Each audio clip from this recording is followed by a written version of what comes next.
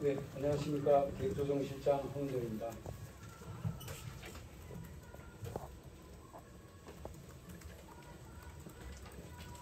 (2024년도) 예산안과 관련하여 브리핑을 시작하도록 하겠습니다. 제주특별자치도는 정부 세소 결손과 경기 부진으로 재정 여건이 어려운 가운데서도 2024년도 예산 규모를 올해보다 2.07% 늘어난 7조 2,104억 원으로 편성해서 오늘자로 도의회에 제출을 하고자 합니다. 내년 예산 증가율은 코로나19 확산으로 경기 침체의 영향이 컸던 2021년도를 제외하고는 2011년도 이후 가장 낮은 수준입니다. 특히 일반에게는 정부의 내국세 수익 감소에 따른 지방교부세 대폭 감소 등으로 전년 대비 1.01%인 592억 원이 줄었고, 또한 경직성 경비가 전년보다 약 2,500억 원 이상 증가해 재정 여력이 급감하였습니다. 특별회계는 제주시 화북상업지역 도시개발사업 특별회계 증가를 제외하면 대부분 전년 수준이거나 감소하였습니다. 어려운 재정 여건 속에서 적정 규모의 지방채 발행, 여유 재원이 있는 기금 활용, 사업평가 결과 반영을 통해 내년도 예산안 편성에 필요한 재원을 확보하였다는 말씀을 드립니다. 내년 예산 편성 방향은 어려운 재정 여건에도 건전 재정 기조를 유지하기 위해 지방채를 전년 대비 1,000억 원 늘어난 2,000억 규모로 발행하고 있습니다. 이에 더해 통합재정안정화기금 1,500억 원, 지역개발기금 640억 원 등 여유 재원 있는 기금을 일반 회계로 전입하여 재정 여력을 확보하였고, 지방보조금관리위원회 심의, 보조사업 운용평가, 주요 재정사업평가 등 사업평가 결과를 예산 편성에 적극 활용하면서 사업 진도 및 집행실적을 감안해 연도 내 집행 가능한 금액으로 편성하였습니다. 중점 투자 분야입니다. 도민복지 강화, 미래지향 투자, 경제활력 제고, 제주가치 구현 등 4대 중점 분야에 집중 지원하였습니다. 기능별로 보면 열악한 재정 상황 하에서도 사회복지 편성에 비중을 더 전년보다 1.42% 증가하였습니다. 또한 국비유물 축소로 도민들이 실업이나 불평등이 우려되는 사업은 지방비를 투입해 지속적인 지원이 가능하도록 했다는 말씀을 드립니다.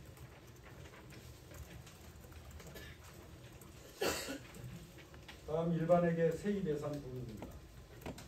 먼저 지방세는 국세 수입 저조, 부동산 거래 부진 등으로 세수 확대가 전반적으로 어려운 여건으로 전년 대비 12억 원 증가한 1조 8,738억 원을 편성했습니다. 세외 수입은 특별한 진수 여건 변화는 없고 사용료 수입, 과태료 수입 등은 증가하고 사업 수입 등은 감소하여 전년 대비 74억 원 증가한 1,895억 원을 편성하였습니다. 지방교부세는 내국세 감소 및 종합부동산세 감소 영향으로 전년 대비 2,328억 원 감소한 1조 8,732억 원을 편성하였습니다. 국비 보조금 등은 정부의 강력한 긴축 재정 기조로 전년 대비 144억 원 감소한 1조 4,231억 원을 편성하였습니다. 지방채는 2027년까지 채무 비율을 15% 이내에서 관리한다는 목표 아래 적정 수준의 지방채를 발행해 장기 미집행 도시계획 시설, 재정 투자 사업 등의 재원으로 충당할 계획입니다.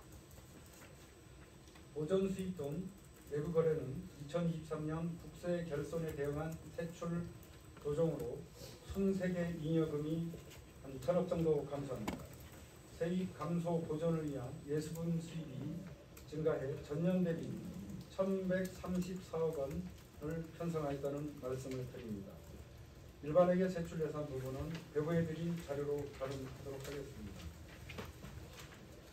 끝으로 11페이지 특별회계입니다. 특별회계 총 규모는 1조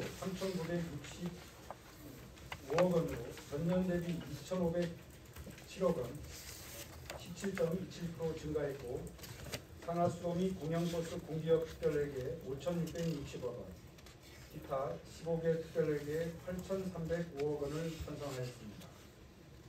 상수도는 유술 제고 618억 원, 보도정수 처리시설 135억 원, 강정정수장 현대화 사업 190억 원 등이며, 하수도 사업은 공공하수 처리시설 현대화 사업에 574억 원, 하수관로 정비 사업에 480억 원, 서부처리장 증설에 270억 원 등입니다.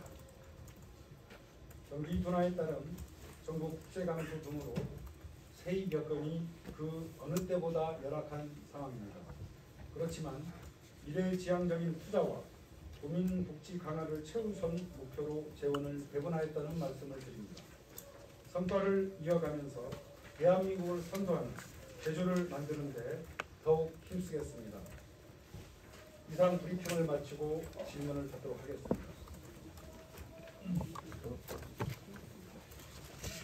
지방채 발행 규모 정확한 액수가 지방채 발행 규모는 2천억을 발행하고 있습니다.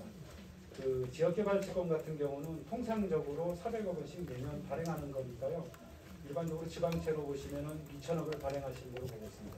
다만 지난해 올해 2년 연속으로 이렇게 어려워질 때는 지방자치단체가 80년 이후로 가장 최초가 아닐까 생각합니다. 원래 그 지출 보조 조정을 하면서 저희들이 2,322억을 했지만, 그럼에도 불구하고 부족한 부분이 있어서 연말에 정리 수경을 통해서 기금에서 그러한 부분을 좀 보전해야 될 부분이 있고요. 그리고 내년도 세수 감소분에 대한 대응 마련으로 전 분야에 걸쳐서 약간 어렵게 예산을 편성하였다는 말씀을 드리겠습니다. 지역개발 채권을 제외하고 2천억 원을 발행했습니다. 네, 그렇습니다. 발행하고 나면은 예산적인 체계 비율은 전에 말씀하신 대로 14.9 이렇게 되는 건가요? 원래 지방채를 저희들이 정기 상환하다가 조기 상환을 좀 원래 땡겼습니다. 여기 자금이 있어서. 그래서 올해 말에는 저희들이 정확하기는 12.99%로 계산하고 있지만 13%라고 주셔도 될 것 같습니다. 이 정도 규모로 발행하신 거는 그 신규 15% 미만으로 유지하기 위해서. 예, 2천억 발행하면 내년 말에는 14.3%로 변경할 것으로 보입니다. 그 아동 공감 체험 활동이 올해 한시적으로 진행한다가 내년에도 지금 사용으로 되어 있는데, 예, 예산에 반영하였습니다. 정부에서 시작 차이가 있어서 어려운 걸로 알고 보건복지부 사회보장제도 그 협의가 있습니다. 그 협의에서 통과해야 되는데 그걸 통과해가지고 내년도 사업을 정식적으로 시행하고 있습니다. 그러면 그 내년에 이제 1월부터 12월까지 지속적으로 할 수 있게끔 정부에서 동의를 한 건가요? 네, 지속적으로 하게끔 되어 있고요. 다만 협의 과정에서 약간 일부 조건이 있는 것으로 알고 있는데 소득 기준 분위기가 조금 들어간 걸로 알고 있습니다. 그 원래 5월 말에 정부에서 사회복지 전략회의를 하면서 국무총리 주재가 원래 위원장인데 대통령 주재하는 과정에서 보편적지보다는 취약계층으로 이렇게 들어가면서 좀 사회보장적 수혜금이 일반적으로 널리 시행되는 것보다도 특정한 부분에 집중될 수 있도록 하는 방향으로 조금 바뀌었습니다. 그런 그런 부분에 있어서 협의 과정에서 조금 변경됐다는 말씀드리겠습니다. 이 세출 추계를 보면 지금 차입금 상환이 600억이고 그 운수업계 보조금이 400억 원 합쳐서 1,000억 원이 된다는데 이건 어떤 내용인가요?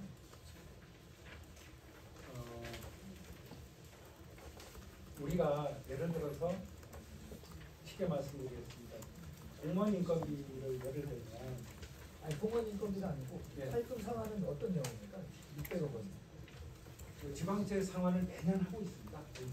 이건 지방채 상환을 얘기하시는 거예요? 예예. 지방재정기금에서 가는 돈입니까? 아닙니다. 해마다 저희들이 지방채를 발행하기도 하지만 상환도 합니다. 그러니까 올해 지방재정기금에서 지방채 상환은 안 하시죠?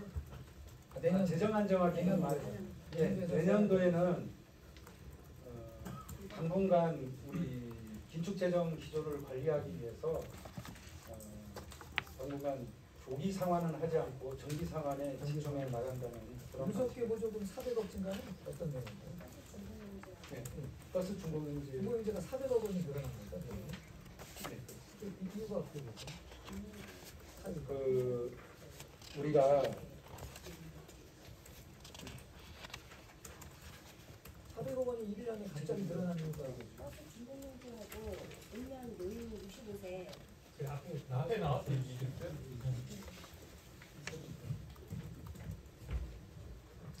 예, 그 이제 버스 준공영제 그 이제 운수업계 보조금이 버스 준공영제 부분도 있고 그리고 이제 어르신 행복 택시랑 이제 대중교통 복지 지원 같은 것들이 이제 그 7월에 원래 7월에 이제 그 조례가 통과 운면 65세 이상 조례가 통과하면서 이제 내년도부터는 이제 전면적으로 이제 시행을 할 거기 때문에 그런 부분에서 이제 증가했다고 말씀드릴 수 있습니다. 저 실장님 그 세입 예산 중에 예.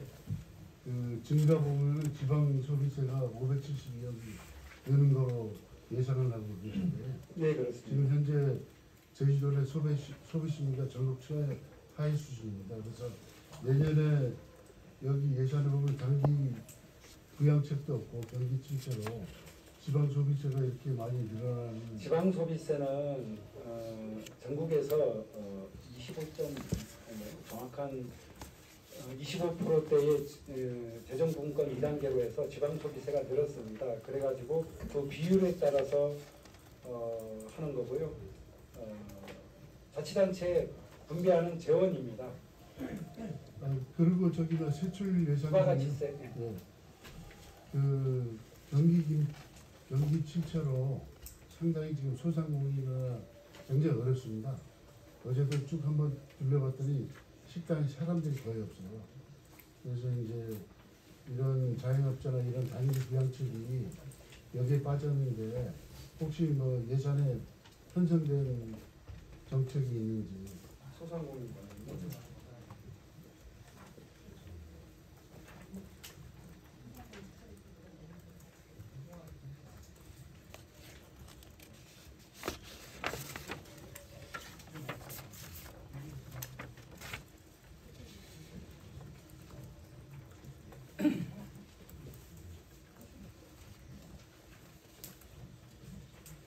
그 소상공인 경영 안정을 지원을 위해서 탐나는 이용자 포인트 적립 지원 사업, 그리고 정통시장 및 골목 상권 특별 비용 지원, 그리고 수출 경쟁력 강화, 그리고 물류체계 고도화 같은 사업에 계속적으로 지원하고 싶다는 말씀. 예, 뭐 여기 나와 있는 거 아는데 이제 소상공인들이 상당히 부채를 많이 지고 있지 않습니까?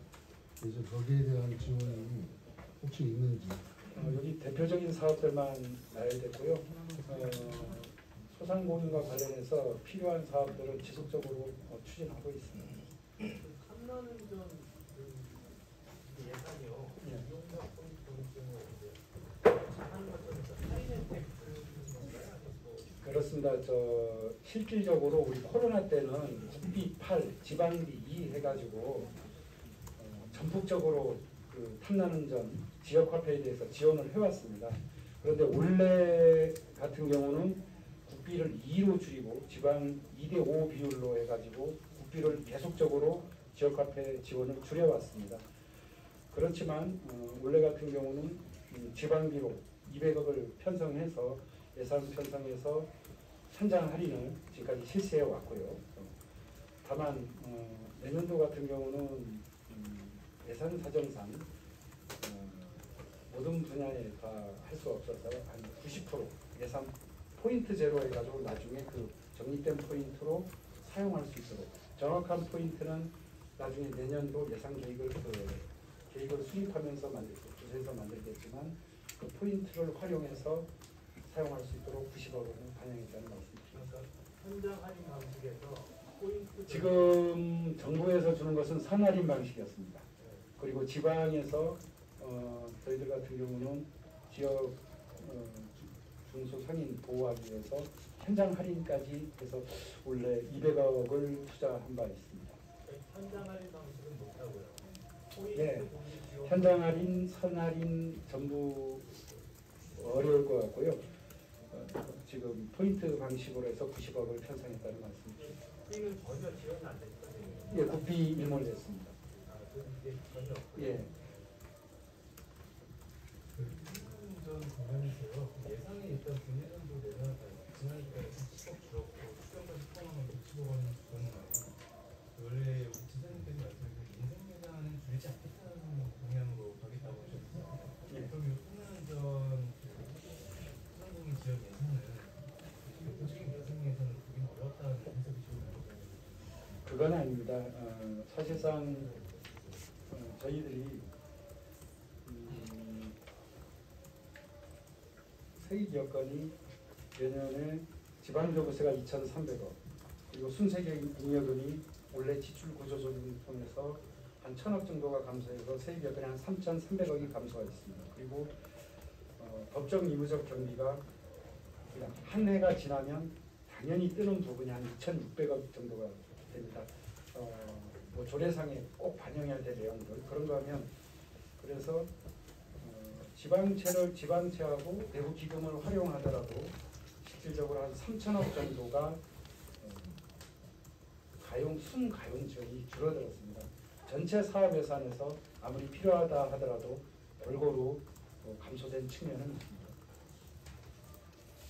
그 세입하고 세출 예산 세부 항목 좀 백데이터를 좀 주시면 안 되겠습니까? 예, 브리핑 끝나고 나중에 그거를 주면은 어느 분야가 몇 프로 늘고 몇 프로 줄고 이게 예, 나오는데 그럼 관련 자료를 자료가 브리핑 없기 때문에 끝나서 하나 더 여쭤볼 게 있는데 이 재정안정화 기금 이런 기금들을 다 이렇게 일반회계로 돌려버린 총 금액이 여기 나와 있는 2,140억 원 정도입니까?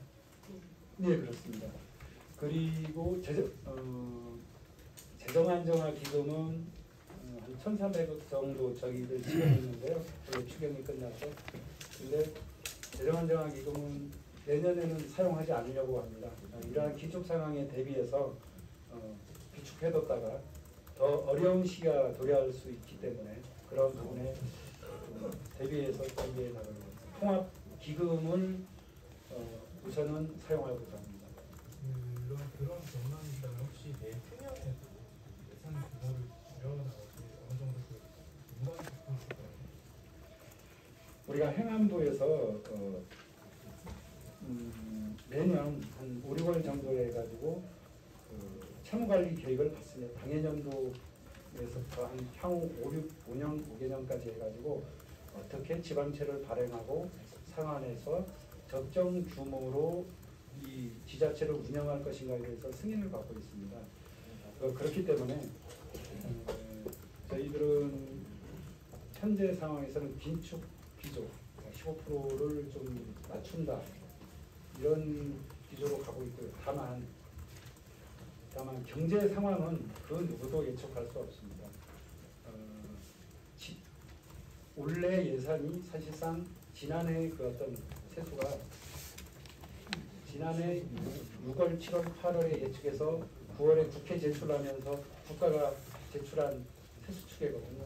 그게 이렇게 틀렸다는 거거든요. 그렇기 때문에 원래 경제 상황을 보면 나라살림연구소 김창수 수장 같은 경우는 내년에도 더 어려워지는 게 아닌가 조심스럽게 말씀하신 바 있습니다.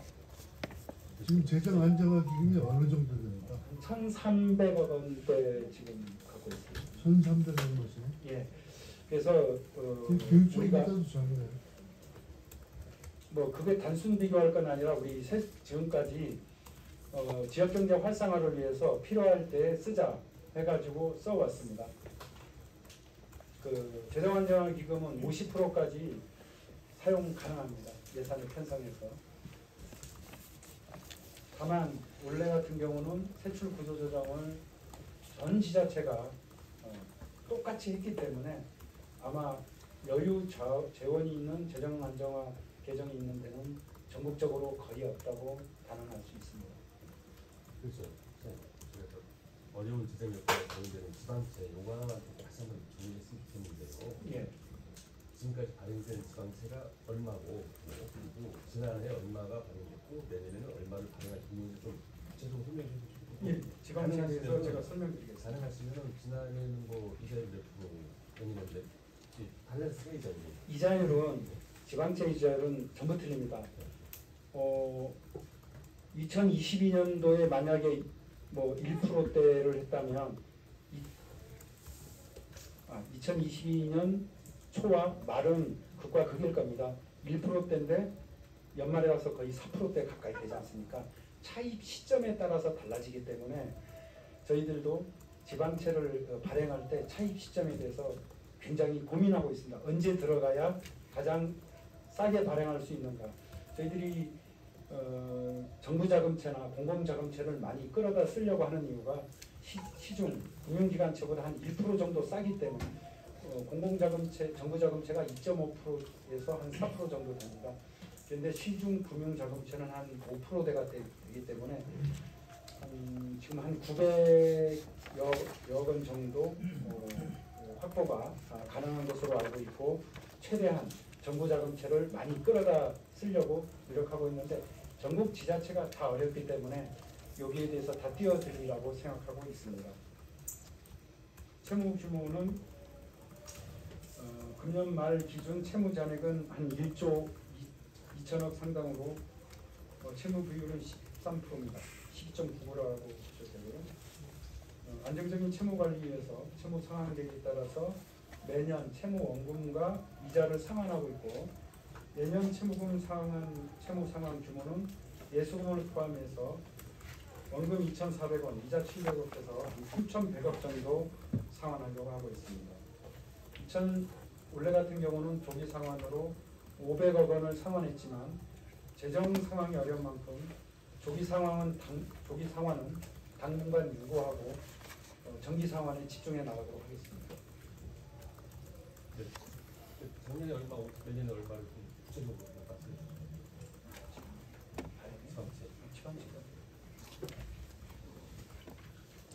예, 지방채 발행은 이제 그 23년에는 이제 1,000억 원을 발행을 하고 그다음에 이제 24년에는 이제 2,000억 원을 발행을 하게 됩니다. 그래서 그 이제 조금 구분이 돼야 될 게 그러니까 이제 원래 2,000억 원을 이제 발행을 하는데 이제 일반 회계에서는 이제 1,360억 원, 이제 자료에도 나왔지만 일반 회계 지방채는 1,360억 원으로 나와 있습니다. 그리고 이제 특별회계에서 발행하는 부분이 640억 원이 있어서 예, 합해서 이제 2,000억 원을 이제 발행한다고 말씀드릴 수 있겠습니다.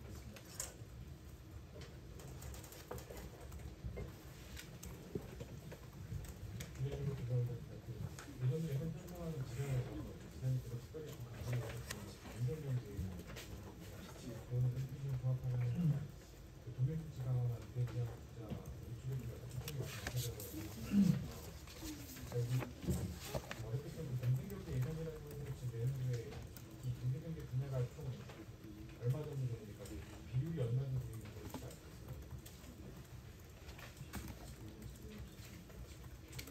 우선 분야별로 가장 딱 사실상 내년 예산 중에 정말 증가했다고 볼 것은 사회복지 분야. 전국 지자체가 같은 상황이겠지만 이런 어려울 때일수록 민생과 가장 직결된 부분이 취약계층과 관련된 복지가 아닌가 생각하고요. 사회복지 분야는 금년 대비 1,349억 원이 증가한 1조 6,954억 원이 편성되어 있습니다. 사회복지 비중이 제주도 지금 예산 편성사상 가장 높습니다. 22.09%에서 23.51%로 약 1.42% 증가했습니다. 일반 회계 기준으로만 따진다면 복지 비중은 26.37%입니다.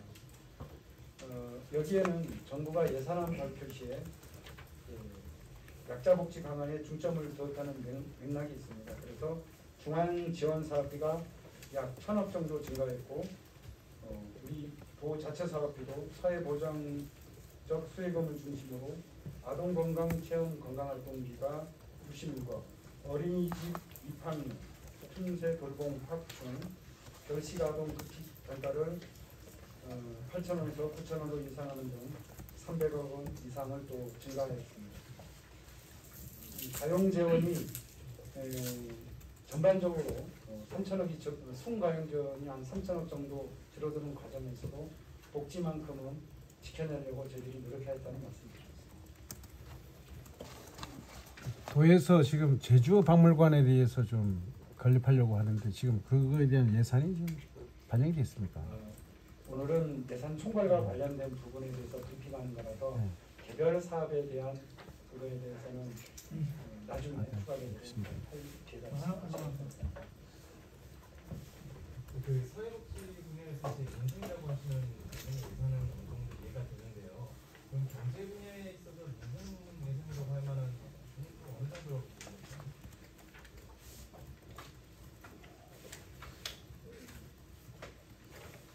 이걸 민생으로 전부 이렇게 자로 이렇게 그게 끼가 애매한 부분이 있습니다.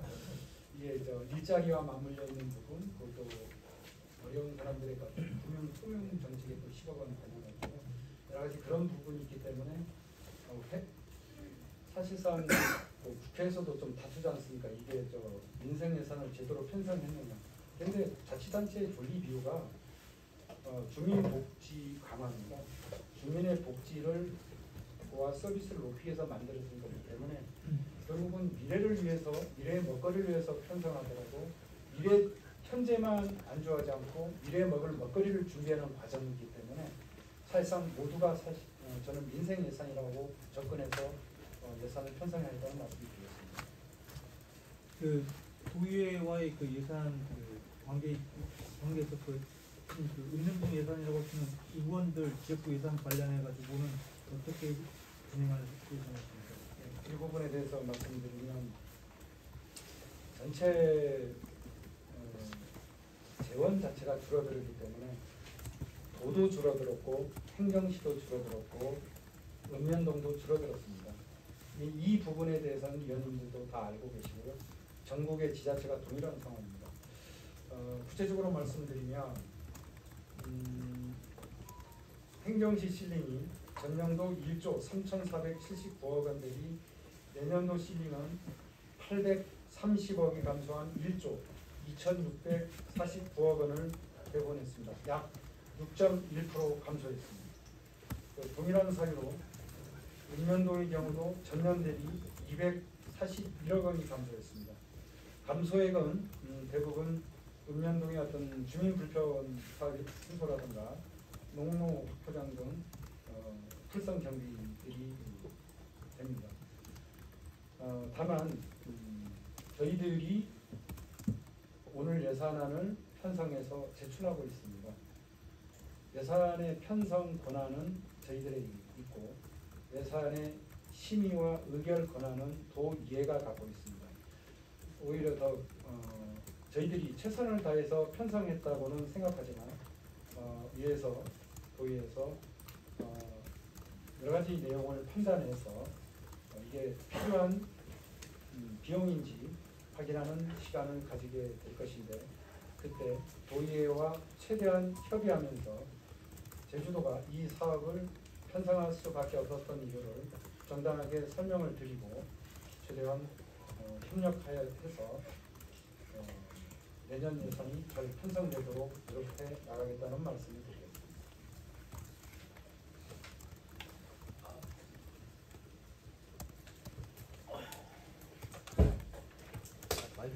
네, 없으시면 이것으로